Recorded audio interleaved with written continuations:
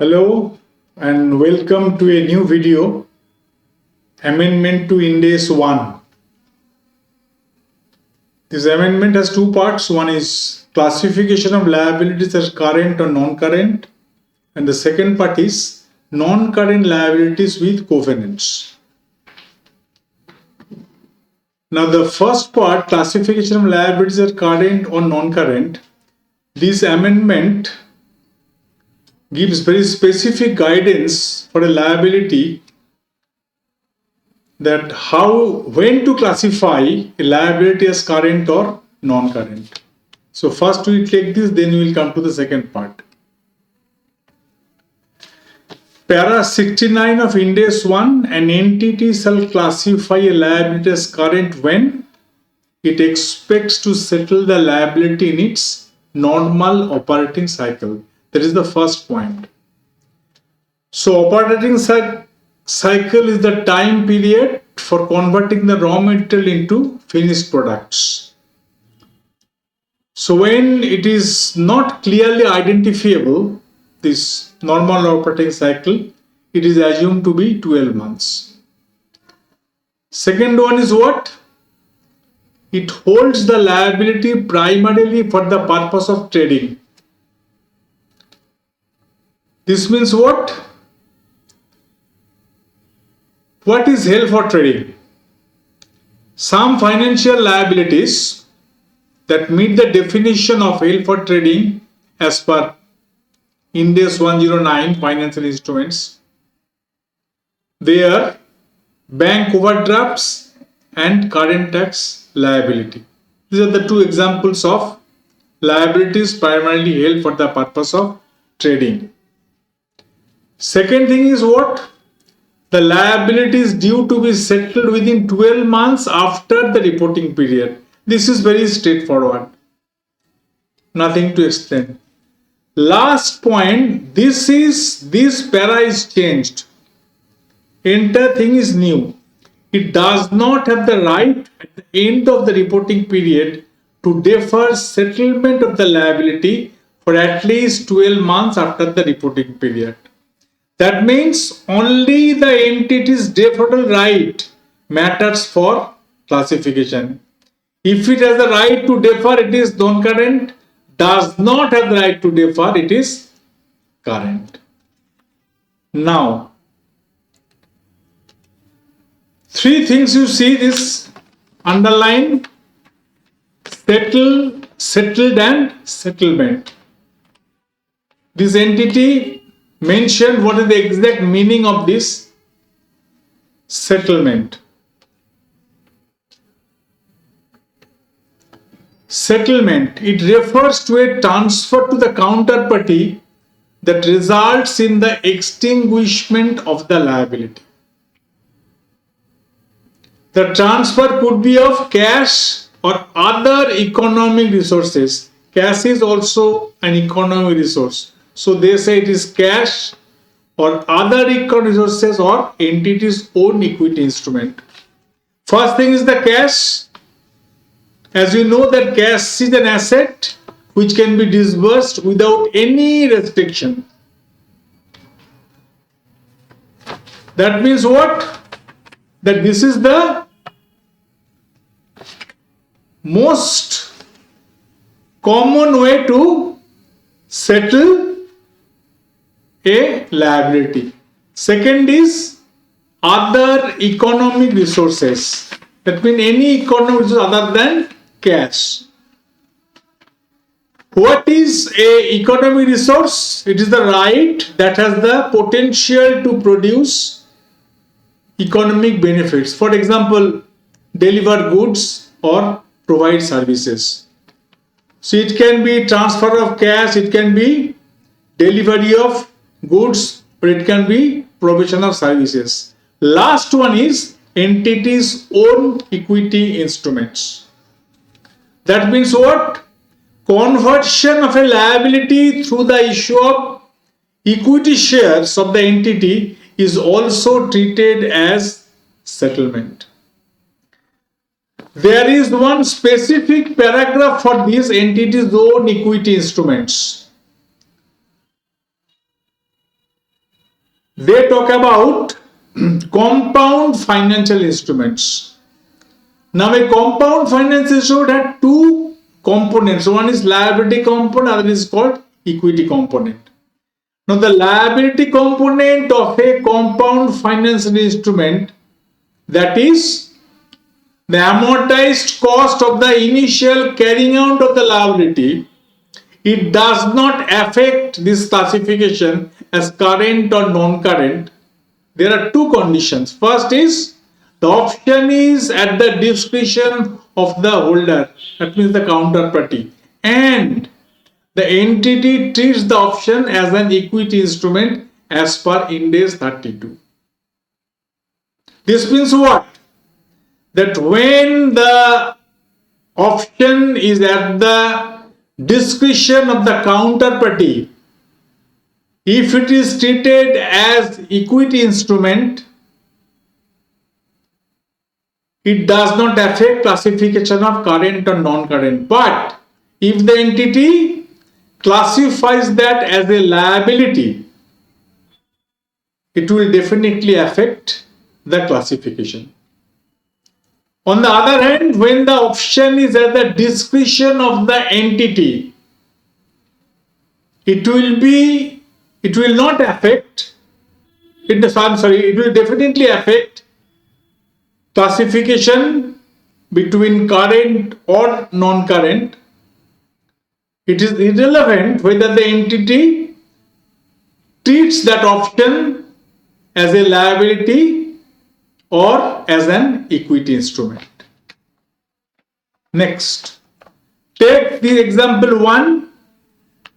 A company has issued debentures that are either redeemable at the end of a fixed period or at the discretion of the holder, can be convertible into a variable number of company's own equity shares at any time before maturity. That means it is, it is convertible at the discretion of the holder at any time before maturity. The first thing is this convertible into own equity share. That means it is based on the fair value at the date of conversion. And second thing, at any time before maturity, though the original term was for a period longer than 12 months. Therefore, the company does not have the right to defer settlement for at least 12 months from the reporting date. That means it will be treated as a current liability. So, it is at the discretion of the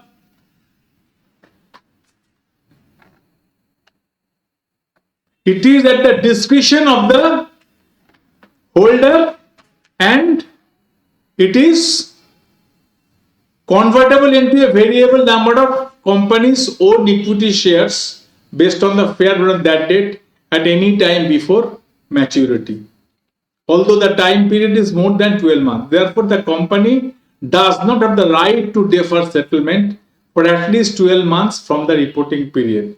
That means this will be treated as a current liability. Next.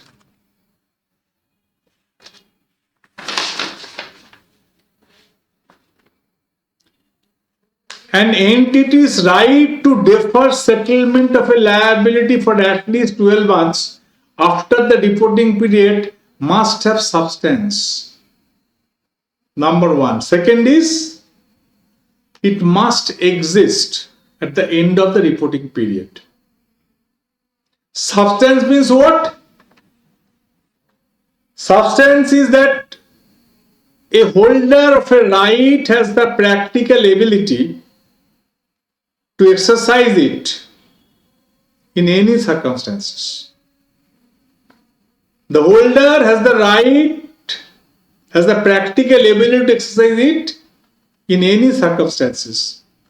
Second one, exists means the deferral right, it can defer, it cannot defer.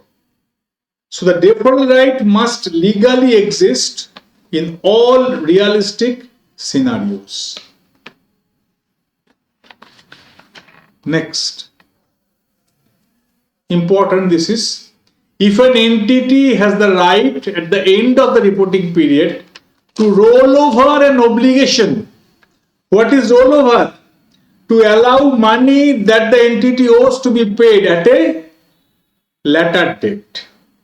I repeat, if an entity has the right at the end of the reporting period to roll over an obligation for at least 12 months after the reporting period under an existing loan facility, it classifies the obligation as non-current, even if it otherwise be due within a shorter period. That means if the entity has no such right, the entity does not consider the potential to refinance the obligation and classifies the obligation as current. Next, when there is a breach of a material covenant of a long-term loan arrangement, regarding covenant we will discuss in the second part. I repeat, when there is a breach of a material covenant of a long-term loan arrangement on or before the end of the reporting period, with the effect that the liability becomes payable on demand on the reporting date, the entity does not classify the liability as current if the lender agreed not to demand payment. That means here you see, the entity does not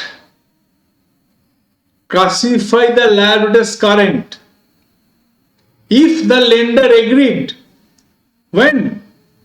After the reporting date and before the approval of the financial statements for issue.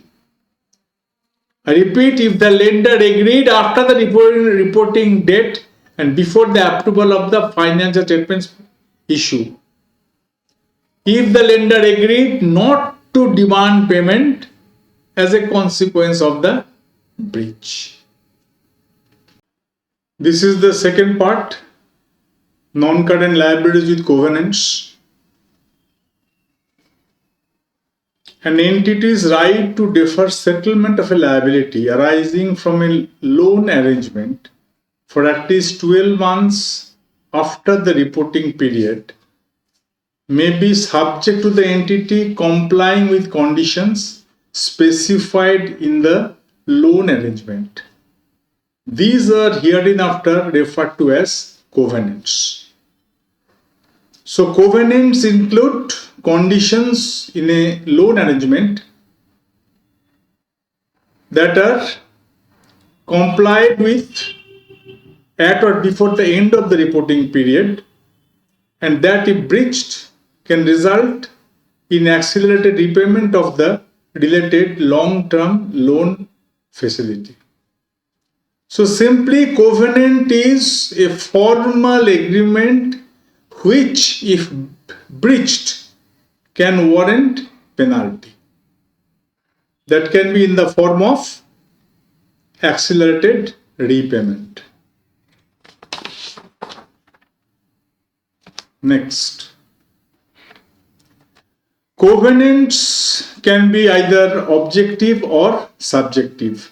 Objective, for example, the entity has to maintain a gearing ratio, that means it is debt equity ratio or interest coverage ratio. If it is subjective, it results in acceleration clauses. So I repeat, covenant can be objective or subjective. Objective means the entity has to maintain some gearing ratio or interest coverage ratio. For example, if it is subjective, this will result in acceleration clauses. The entity has to pay more than what exactly due. Next, paragraph 69D of Ind AS 1. An entity shall classify a liability as current when it does not have the right at the end of the reporting period to defer settlement of the liability for at least 12 months after the reporting period. Already it has been stated that this is the only paragraph of 69 that has been changed. So again we have mentioned here because you wanted to show the relationship between this paragraph and the covenant requirements. So I told you earlier that the exact meaning of this paragraph is it is only the entity's deferral right that matters for classification as equity, as current or non-current. Next, application. For the purpose of applying the previous paragraph, such covenants affect whether the right exists at the end of the reporting period. If an entity is required to comply with the covenant on or before the end of the reporting period, such a covenant affects whether the right exists at the end of the reporting period, even if compliance with the covenant is assessed only after reporting period. I repeat, such a covenant affects whether the right exists at the end of the reporting period, even if compliance with the covenant is assessed only after reporting period. For example, a covenant based on the entity's balance sheet at the end of the reporting period, but assessed for compliance after the reporting period. Next, continued, these covenants do not affect whether the right exists at the end of the reporting period. If the entity is required to comply with the covenant only after the reporting period. So it will not affect if the entity is required to comply with the covenant only after the reporting period.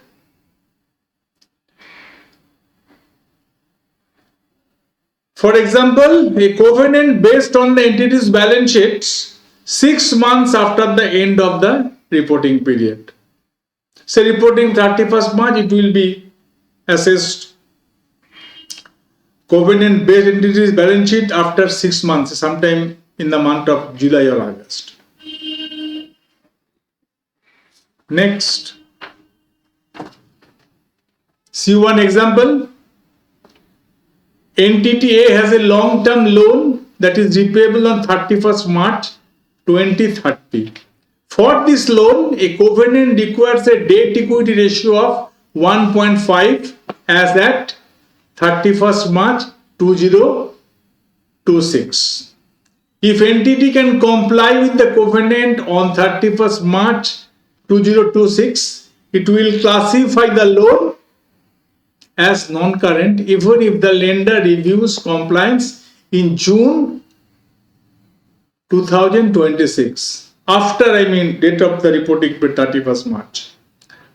However, if the compliance date is 5 months after the end of the reporting period, that is 31st August 2026, it does not affect the classification of the loan on 31st March 2026. So in the first case, it will classify the loan as non-current. In the second case, where the compliance is 5 months after the end of the reporting period, it does not affect the classification of the loan and on 31st March 2026. One more example we will take.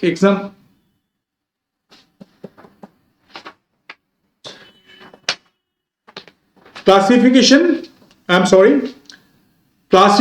the liabilities is unaffected by the likelihood that the entity will exercise its rights to defer settlement of the liability for at least 12 months after the reporting period. If a liability meets the criteria for classification as non-current, it is classified as non-current. Even if the management intends or expects the entity to settle the liability within 12 months after the reporting period, or even if the entity settles the liability between the end of the reporting period and the date the financial statements are approved for issue. Simple thing is, intention or expectation of the entity to repay early, before the due date, does not affect classification. So here you see the thing is the same. He has the right to defer or not. If he has the right to defer, non-current, does not have defer, it is current. Here, what they say, the meaning of this, that is, entity's intention or expectation to repay early before the due date does not affect classification. Next, example 3. An entity year-end 31st March has the right to defer settlement of a liability for at least 12 months after the end of the reporting period, that is 31st March. But intends to settle the liability 3 months after the end of the reporting period. The liability is still classified as non-current. That means, on the date of the reporting period, 31st March, what intention the entity is having to pay early or not, it will not affect the classification.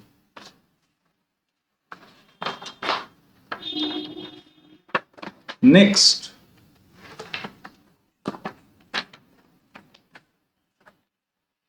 disclosures. Post amendment, an entity is required to disclose requirements for situations where loan arrangements are classified as non-current, and the right to defer settlement depends on compliance with covenants falling due within 12 months after the reporting period. You know that Ind AS disclosure is very, very important. It is the major part of the presentation of financial statements. So in disclosures, these two things are to be mentioned, that loan arrangement are classified as non-current. Why it is non-current? Because you have to follow this paragraph 69. 1 of Ind AS 1. And second thing, the right to defer settlement depends on compliance with covenants falling due within 12 months after the reporting period. Next, disclosure requirements. The required disclosure include first, information about the covenants. For example, nature of the covenants and when the entity is required to comply with them. I repeat, what information you need to provide, that is nature of the covenants and when the entity is required to comply with them. Second one is the carrying amount of related liabilities. This is very, very straightforward. No need to explain further. Third one is very, very important. Fact and circumstances, if any, that indicate the entity may have difficulty complying with the covenants within the next 12 months of the reporting date. For example, actions taken by the entity before or after the reporting date to avoid or mitigate a possible breach, or the fact that the covenants would have been breached if assessed for compliance based on the entity's circumstances at the reporting date. These are the two examples. Applicability date. An entity shall apply these amendments for annual reporting periods beginning on or after 1st April 2025, retrospectively in accordance with Ind AS 8. So these amendments to be applied on or after 1st April 2025 retrospectively in accordance with Ind AS 8. Next,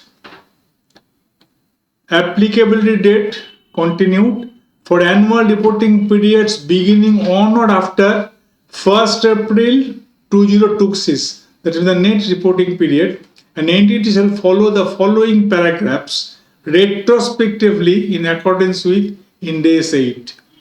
So previous paragraphs were all for 2025. Now what will be discussed from now, it is for beginning on or after 1st April 2026, and it will be also retrospectively in accordance with Ind AS 8. Next, paragraph to follow. When an entity breaches a covenant of a long-term loan arrangement on or before the end of the reporting period, with the effect that the liability becomes payable on demand. Because there is a breach of the covenant, and automatically the liability becomes payable on demand. It classifies the liability as current even if the lender agreed after the reporting period and before the approval of the final statement for issue not to demand payment as a consequence of the breach. So the liability becomes payable on demand, but the lender will not demand payment as a consequence of the breach. This means what?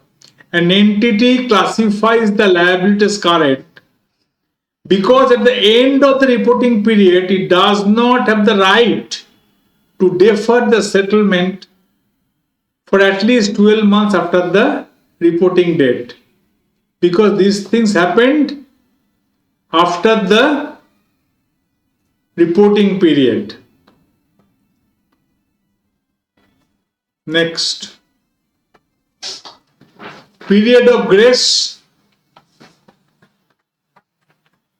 An entity classifies the liability as non-current if the lender agreed by the end of the reporting period to provide a period of grace ending at least 12 months after the reporting period, within which the entity can rectify the breach and during which the lender cannot demand immediate payment. So the thing is that lender extending the due date, providing a period of grace, that means it gives the borrower some time within which the entity can rectify the breach and during which the lender cannot demand immediate payment because it has already agreed to extend the due date. So during that time, the entity can rectify the breach. Next, factors to consider: classification in liabilities unaffected by the likelihood that the entity will exercise its rights to defer settlement of the liability for at least 12 months after the reporting period. So, classification unaffected, there is the likelihood that the entity will exercise its rights to defer settlement of the liability for at least 12 months after the reporting period. Next, factors to consider, continued, previous one. If a liability meets the criteria for classification as non-current, it is classified as non-current. Even if the management intends or expects the entity to settle the liability within 12 months after the reporting period, or even if the entity settles the liability between the end of the reporting period and the date the financial statements are approved for issue. So this is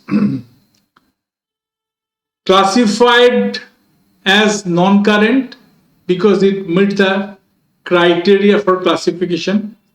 This will be as per para 69. So it will be classified as non-current even if the management intends or expects the entity to settle the liability within 12 months after the reporting period, or even if the entity settles the liability between the end of the reporting period and the date the financial statements are approved for issue. That means this is future intention or expectation. It is not paid within the reporting period. They expect to settle it within 12 months after the reporting period. This will not affect the classification. It will be classified as non-current only. Or even if the entity settles the liability between the end of the reporting period and date the financial statements are approved for issue, same thing. It will be classified as non-current. Next, disclosure. However, in these of the circumstances, the entity may need to disclose information about the timing of settlement to enable users of its financial statements to understand the impact of the liability on the entity's balance sheet. So these things has to be disclosed. Now, the entity breaches a covenant of a long-term loan arrangement on or before the end of the reporting period, with the effect that the liability becomes payable on demand. Payable on demand. So, covenant is breached and the liability becomes payable on demand. Liability is classified as for the annual report ending on or after 1st April 2025, it will be non-current, but it will be current on 1st April 2026. Next. The entity breaches a covenant of a long-term loan arrangement on or before the end of the reporting period, with the effect that the liability becomes payable on demand. Now, lender agreed by the end of the reporting period to provide a period of grace ending at least 12 months after the reporting period, within which the entity can rectify the breach and during which the lender cannot demand immediate payment. Same thing has been discussed. So, in this case, liability is classified as non-current for annual reporting periods beginning on or after 1st April 2025 and 1st April 2026. Next, disclosures continue. If the following events occur during the end of the reporting period and the date the financial statements are approved for issue, those events are disclosed as non-adjusting events in accordance with Ind AS 10 events after the reporting period. They will all be disclosed as non-adjusting events. Next, disclosures. Number one is refinancing on a long-term basis of a liability classified as current. That means what? When the entity has the potential to refinance. Second one, rectification of a breach of a long-term loan arrangement classified as current. That means the lender agreed not to demand payment immediately. Third is already discussed, the granting by the lender of a period of grace to rectify a breach of a long-term loan arrangement classified as current.